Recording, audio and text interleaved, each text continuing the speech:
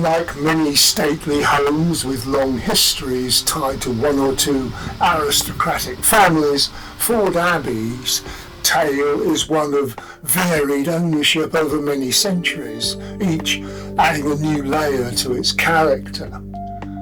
From its monastic origins to its modern-day custodians, this extensive estate has evolved with vision and influence from a multitude of stewards. The story begins in the 12th century when Richard de Brionius, a wealthy aristocrat, founded a priory initially at nearby Brightly before quickly moving it to a more promising site near the River Axe and laying the foundations of what would become Forde Abbey on the Somerset-Dorset border. Over the centuries, the priory flourished as a Cistercian monastery. Monks cultivated the land, built imposing structures, amassed wealth, attracting notable figures like the contentious Abbot Baldwin, who later served as Archbishop of Canterbury. This tranquil and comfortable life was shattered when their abbot bowed to the inevitable and handed the institution to Henry VIII's commissioners in 1539, marking a dramatic end to the Abbey's religious role.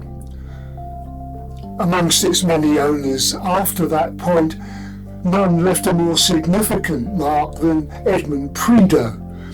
In the mid-17th century, this Member of Parliament and Oliver Cromwell's Attorney General purchased the estate, and Prideaux converted the abbey into an opulent residence. Not much of a Puritan then, blending its monastic architecture with elegant interiors and formal gardens. His vision and wealth transformed Forde Abbey into one of the finest homes of its time, and that legacy still echoes today.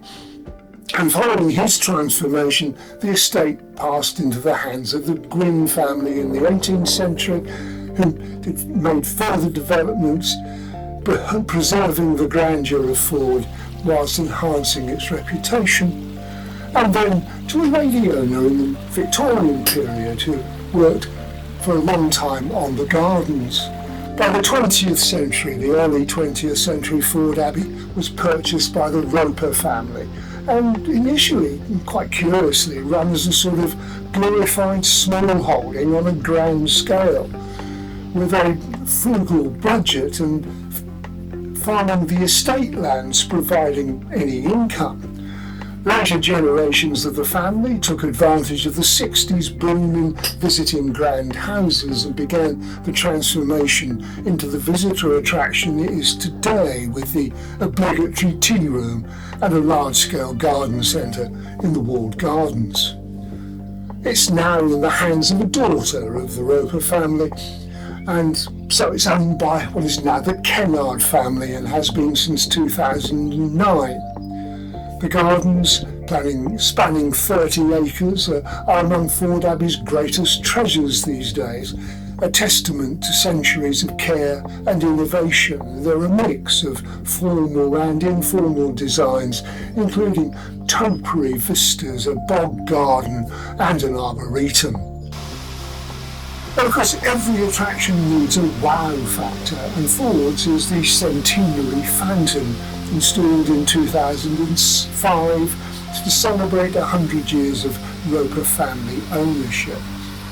It propels water 160 feet into the air, the highest powered fountain in England allegedly, and uses a pump originally intended to irrigate fruit grown on the estate. So the medieval monks to modern day caretakers, as they describe themselves, Forde Abbey has endured as a place of beauty and heritage. Whether you come for history, the gardens, or simply somewhere peaceful to stroll, this unusual private estate offers something for everyone.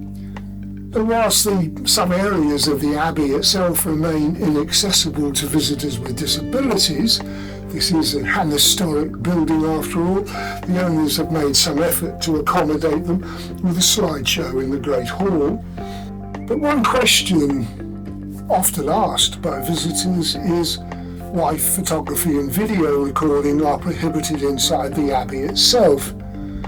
You can film or picture what you want outside in the garden, but unlike the National Trust and English Heritage, there are no cameras allowed to shoot inside the Abbey. Curious, but they must have their reasons, I suppose, and there's no doubt that Forde Abbey and its gardens are worth preserving. But in a way, it's the curious twists and turns in its history and the way, over the last 100 years, one family has brought it to its 21st century role as a business and historic treasure. That's a sort of fascinating saga. This is an estate that has a story of resilience, adaptation and enduring beauty. And because of all that, maybe, it feels more like a business than a home.